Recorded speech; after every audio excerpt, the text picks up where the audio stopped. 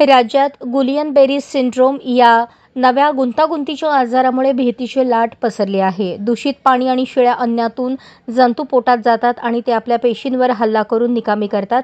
त्यामुळे जीबीएसचा धोका निर्माण होतो असे तज्ज्ञ डॉक्टर सांगतात. शिळे अन्न टाळून पूर्ण शिजलेले अन्न खाल्ल्यास आणि पाणी उकळून पिल्यास या आजाराचा धोका होत नाही, असा सल्लाही त्यांनी दिला आहे. हा संसर्गजन्य आजार नसून तो जंतू संसर्गाच्या घटनेनंतर संसर्गोत्तर म्हणजेच पोस्ट इन्फेक्शन हा गुंतागुंतीचा आजार मानला जातो. एकदम अधिक संख्येने या आजाराच्या नोंदी आढळल्या असल्या तरी हा आजार संसर्गजन्य नाही.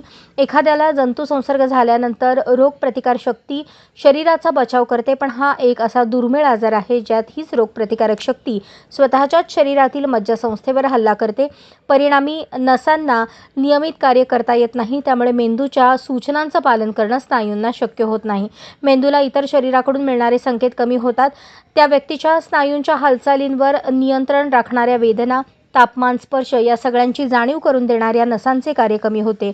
दरम्यान सुरुवातीला या आजाराची कारणे शोधली गेली तेव्हा त्यात दूषित पाणी हे त्याचे कारण समोर आले आहे. सहसा अस्वच्छता, पाणी दूषित असणे हे या आजाराला कारणीभूत ठरू शकतात. वेळीच उपचार केल्यास त्याची तीव्रता कमी होऊ शकते. वेळेत उपचार केल्यास रुग्ण बरे होण्याचे प्रमाण 95% इतके आहे. राज्यात गेल्या काही दिवसांपासून गुन्हेगारीच्या घटनांमध्ये लक्षणीय वाढ झाली आहे. वाढत्या गुन्हेगारीमुळे नागरिकांच्या सुरक्षेचा प्रश्न ऐरणीवर आला असून आता दौंडमध्ये विद्यार्थ्याकडून अल्पवयीन विद्यार्थिनीवर अत्याचार करून तिला मारून टाकण्यासाठी 100 रुपयांची सुपारी दिल्याचा धक्कादायक प्रकार समोर आला आहे. याबाबत मिळालेल्या प्राथमिक माहितीनुसार हा धक्कादायक प्रकार दौंडमधील एका इंग्रजी माध्यमाच्या शाळेत घडल्याचे समोर आले आहे. एका विद्यार्थ्याने अल्पवयीन विद्यार्थिनीवर अत्याचार करून तिला मारून टाकण्यासाठी सुपारी दिल्याचे सांगितले जात आहे. घडलेल्या घटनेचे गांभीर्य लक्षात घेता हे प्रकरण दडपण्याचा शिक्षक आणि मुख्याध्यापकांकडून प्रयत्न करण्यात आला. त्यानंतर आता या प्रकरणी वर्ग शिक्षक आणि मुख्याध्यापकांवर गुन्हा दाखल करण्यात आला आहे. गेल्या काही दिवसांपासून पुणे शहर आणि ग्रामीण भागात गुन्हेगारी घडण्याचे प्रमाण मोठ्या प्रमाणात वाढले आहे. सातत्याने वाढणाऱ्या गुन्हेगारीच्या घटनांमुळे सामान्य नागरिकांमध्ये दहशतीचे वातावरण तयार झाले असून आरोपींवर पोलिसांचा वचक राहिला आहे का नाही, असा प्रश्न उपस्थित होत आहे.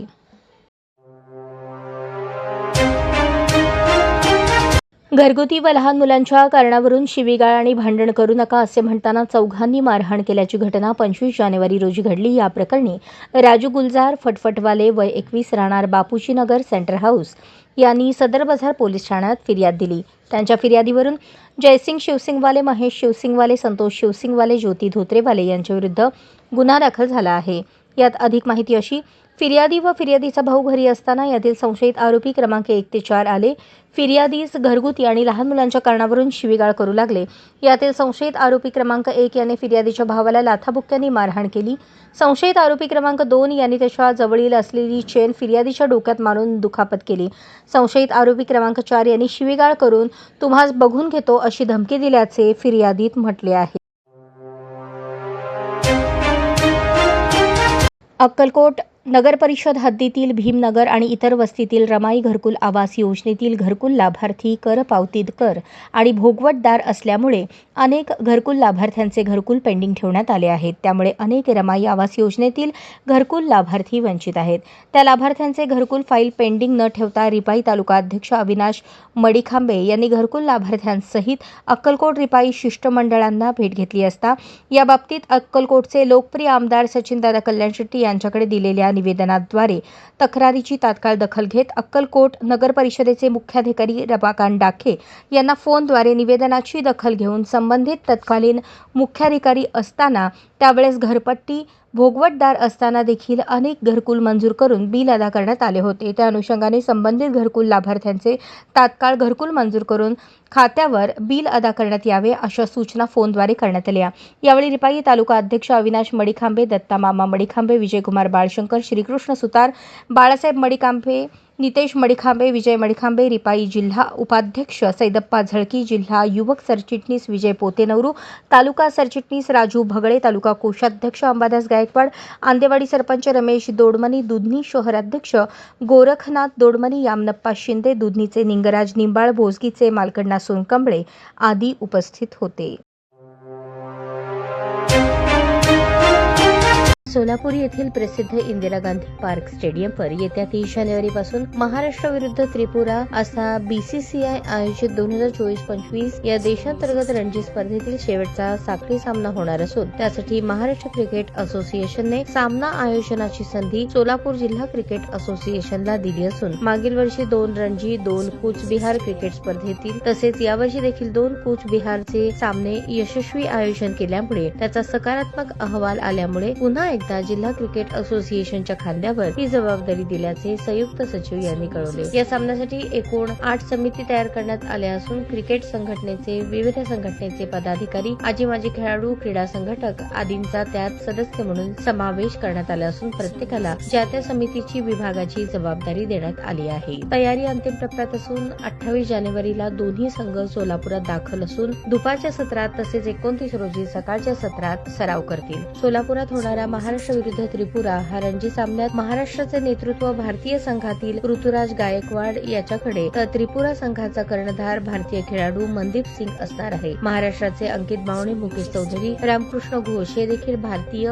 तसेच आयपीएल संघातील खेळाडू देखील या सामन्यामध्ये आपले प्रदर्शन दाखवणार आहेत। महाराष्ट्राचा मागील रणजी सामना नुकताच नाशिक येथील बडोदा संघासोबत झाला होता। त्यात महाराष्ट्राने तब्बल 439 धावांनी दणदणीत विजय देखील मिळवला होता। सोलापुरात होणाऱ्या सामन्यात देखील दणदणीत विजय प्राप्त करून स्पर्धेचा शेवट गोड करण्याचा महाराष्ट्र संघाचा प्रयत्न असेल। महाराष्ट्राचा अंकित बावणेसाठी हा 125वा फर्स्ट क्लास सामना असणार असून महाराष्ट्र विरुद्ध त्रिपुरा हे दोन्ही संघ यापूर्वी केवळ 2 वेळा लढले असून 2013 मध्ये पुणे येथे झालेली लढत महाराष्ट्र संघाने 9 गडी राखून तर 2020 मध्ये आगरतळा येथे सामना देखील महाराष्ट्राने 5 गडी राखून जिंकला होता। सामन्यात सोलापूरचे अमोल अंगडी हे सामनाधिकारी आणि पंच यांचे संपर्क अधिकारी तसेच महाराष्ट्र संघाचे नागेश साळुंखे आणि त्रिपुरा संघाचे स्थानिक व्यवस्थापक म्हणून मिलिंद गोरे हे काम पाहणार आहेत।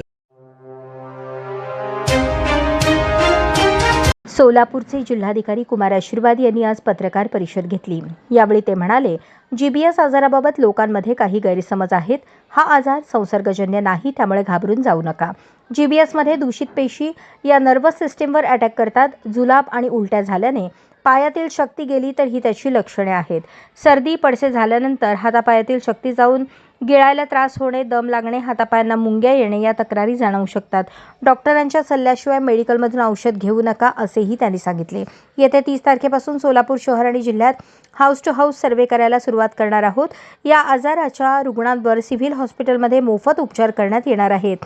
नागरिकांनी सतर्कता बाळगावी आणि घाबरून जाऊ नये असे आवाहन जिल्हाधिकारी कुमार आशीर्वाद यांनी केले।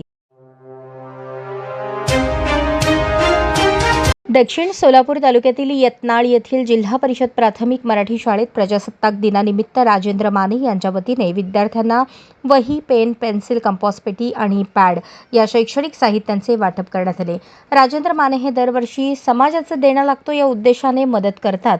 याप्रसंगी बहुजन आवाज न्यूज चॅनलचे संपादक विजयकुमार लोंढे घोडके, यत्नाळच्या सरपंच सुनंदा वाघमोडे, उपसरपंच सुनील हिरापुरे, शाळा व्यवस्थापन समितीचे अध्यक्ष निंगराज तोरुंगी, उपाध्यक्ष पाटील मॅडम, ग्रामपंचायत सदस्य राधाकृष्ण बंडगर, श्रीशैल स्वामी, सामाजिक कार्यकर्ते व पत्रकार तुकाराम शेंडगे, ग्रामसेवक भोसले, मुख्याध्यापक इस्माईल मत्तेखाने यांची प्रमुख उपस्थिती होती।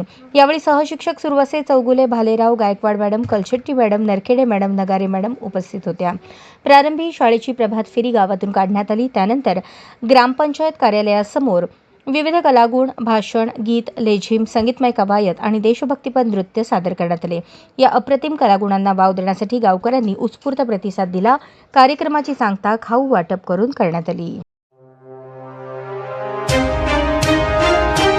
नुकत्याच पार पडलेल्या मंत्रिमंडळाच्या विस्तारानंतर सोलापूर जिल्ह्याचे पालकमंत्री म्हणून ग्रामविकास व पंचायत राज मंत्री जयकुमार गोरे यांची निवड झाली। त्या अनुषंगाने सोलापूर शहरातील नागरिकांना शासनाकडून नागरी मूलभूत सुविधा आणि प्रशासनाच्या योजनेचा लाभ तसेच श्रमिक कष्टकऱ्यांच्या प्रलंबित प्रश्नांना न्याय मिळावा याकरता शासकीय विश्रामगृह येथे प्रत्यक्ष भेट घेऊन यथोचित स्वागत करून नागरिकांच्या विविध मागण्यांचे निवेदन माकपचे ज्येष्ठ नेते तथा माजी आमदार कॉम्रेड नरसय्या अडम यांनी दिले। रविवार शुक्रवार दिनांक 26 जानेवारी रोजी माकपचे ज्येष्ठ नेते तथा माजी आमदार कॉम्रेड नरसय्या आडम मास्तर यांच्या नेतृत्वाखाली सोलापूर जिल्ह्याचे पालकमंत्री जयकुमार गोरे यांना ज्येष्ठ नेते माजी आमदार कॉम्रेड नरसय्या आडम मास्तर यांच्या नेतृत्वाखाली शिष्टमंडळाद्वारे विविध मागण्यांचे कॉम्रेड गोदूताई परुळेकर नगर येथील पायाभूत सुविधा, रे नगर आणि मयत साक्षी कलबुर्गी हिच्या कुटुंबियांना मुख्यमंत्री निधीतून 25 लाखांची आर्थिक मदत मिळावी याचे निवेदन देण्यात आले। यावेळी पक्षाचे राज्य समिती सदस्य कॉम्रेड युसुफ मेजर, माजी नगरसेविका सुनंदा बल्ला, अभियंता मेहुल मुळे, डीवायएफआयचे जिल्हाध्यक्ष विक्रम Kalaburagi, advocate Anil Vaasam, comrade William Sasane, comrade Wasim Mulla यांची उपस्थिती होती। यावेळी पालकमंत्र्यांना या मागण्यांचे सविस्तर विवेचन केले। 19 जानेवारी 2024 रोजी दस्तूरखुद्द पंतप्रधान यांच्या हस्ते 30,000 असंघटित कामगारांच्या रेनगर घरांचे हस्तांतरण झाले। यामध्ये पहिल्या टप्प्यातील 15,024 घरे वितरित करण्यात आली। त्यापैकी 3,000 लाभार्थ्यांनी घराचा ताबा घेतला। डिसेंबर अखेरीस उर्वरित 15,000 घरांचे हस्तांतरण करण्यात येणार आहे, परंतु रेनगरला जाण्यासाठी दळणवळणाची व्यवस्था नाही, त्यामुळे लाभार्थी प्रत्यक्ष जाऊन राहण्यासाठी तयार नाही। तसेच शाळा, महाविद्यालय, दवाखाना, रस्ताभाव, धान्य दुकान, क्रीडांगण, स्मशानभूमी, भाजी मंडई, विडी कारखाने आदी लाभार्थ्यांसाठी आवश्यक असणाऱ्या अत्यावश्यक सुविधांचा अभाव आहे। या सुविधा तातडीने उपलब्ध कराव्यात। 1 सप्टेंबर 2006 साली कॉम्रेड गोदूताई परुळेकर महिला बीडी कामगार सहकारी गृहनिर्माण संस्थेच्या 10,000 बीडी कामगारांना घरांचे हस्तांतरण करण्यात आले। त्यावेळी वसाहती अंतर्गत रस्ते तात्पुरत्या स्वरूपात शोषखड्डे निर्माण केले, परंतु अंतर्गत रस्ते आणि शोषखड्डे पूर्णतः मृतप्राय झाले असून नागरिकांचे प्रचंड हाल होत आहेत। रोगराईचा प्रादुर्भाव वाढून लोकांच्या आरोग्याचा प्रश्न गंभीर झालेला आहे, म्हणून तातडीने ड्रेनेज आणि शहराला जोडणारे अंतर्गत नवीन रस्ते तयार करणे अत्यंत आवश्यक आहे। सोलापूर शहरांतर्गत अनियंत्रित व बेजबाबदार जड व मालवाहतुकीमुळे दगावलेली 6 वर्षांची साक्षी कलबुर्गी हिच्या कुटुंबियास मुख्यमंत्री सहायता निधीतून 25 लाख रुपये आर्थिक मदत मिळवून द्यावी।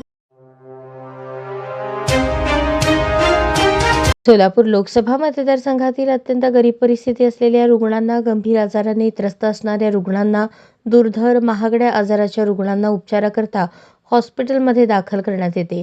त्यांना औषधोपचाराकरता लाखो रुपये खर्च येत असल्याने उपचाराकरता अनेक अडचणी निर्माण होत असतात। सदर रुग्णांच्या नातेवाईकांनी खासदार प्रणिती शिंदे यांची भेट घेऊन निवेदन दिले। पंतप्रधान राष्ट्रीय सहायता निधी आणि मुख्यमंत्री सहाय्यता निधीमधून औषधोपचाराकरता आर्थिक मदत मिळण्याकरता खासदार प्रणिती शिंदे यांनी सतत पाठपुरावा करून 11 रुग्णांना एकूण 21 लाख रुपये अर्थसहाय्य मिळवून दिले आहे। पंतप्रधान सहायता निधीमधून अरुण रामचंद्र इंगोले, वृत्तिका विशाल कंदले, वैभव जितेंद्र लेंडवे, बसू रवी कांबळे यांना 3 लाख रुपये, मुख्यमंत्री सहायता निधीमधून फरहाज अरफात शेख 50,000, राम बाबू चव्हाण 1 लाख, सुमय्या अखिल पठाण 1 लाख, किरण फडतरे 1 लाख यांच्यासह इतर 3 रुग्णांना 5.5 लाख रुपये इतक्या रुग्णांना पंतप्रधान राष्ट्रीय सहायता निधी, मुख्यमंत्री सहायता निधीमधून उपचारासाठी एकूण 21 लाख रुपये अर्थसहाय्य मंजूर करण्यात आले। महागड्या आजारांवरील गरजू रुग्णांना वैद्यकीय उपचारांसाठी आर्थिक सहाय्य मिळाल्याने त्या रुग्णांना मोठा आधार मिळाला आहे। त्याबद्दल रुग्णांच्या नातेवाईकांनी खासदार प्रणिती शिंदे यांचे आभार मानले। सोलापूर शहरातील हद्दवाढ भाग असलेल्या शेळगी परिसरात तलाठी कार्यालय असून या तलाठी कार्यालयात तलाठी दर शुक्रवारीच कामकाजासाठी उपस्थित असतात, त्यामुळे येथे येणाऱ्या नागरिक आणि वृद्ध महिला भगिनींची गैरसोय होत आहे। या तलाठी कार्यालय कार्यक्षेत्रातील शालेय विद्यार्थी, नागरिक, महिला भगिनींसाठी लागणारी उत्पन्न दाखला, रहिवासी दाखला, शेतीचे 7/12 उतारा, संजय गांधी निराधार योजना, श्रावणबाळ योजना यासाठी लागणारी सर्व कागदपत्रे येथील तलाठ्याकडूनच वेळेवर मिळत नसल्याने नागरिकांमधून बोलले जात आहे। तसेच शेळगी हे अंदाजे 2200 खातेदार असलेले तलाठी सज्जा आहे। येथील लोकसंख्येच्या मानाने येथे कायमस्वरूपी तलाठ्याची नेमणूक असावी, पण येथे कार्यरत असलेले तलाठी यांच्याकडे शेळगी आणि अतिरिक्त पदभार म्हणून मजरेवाडीची जबाबदारी आहे। त्यामुळे सदरचा तलाठी यांना शेळगी या एकाच सज्जाचा पदभार द्यावा, जेणेकरून येथील नागरिक, वृद्ध महिला, शालेय विद्यार्थी यांना चांगला फायदा होईल, अशी मागणी परिसरातील नागरिकांकडून होत आहे।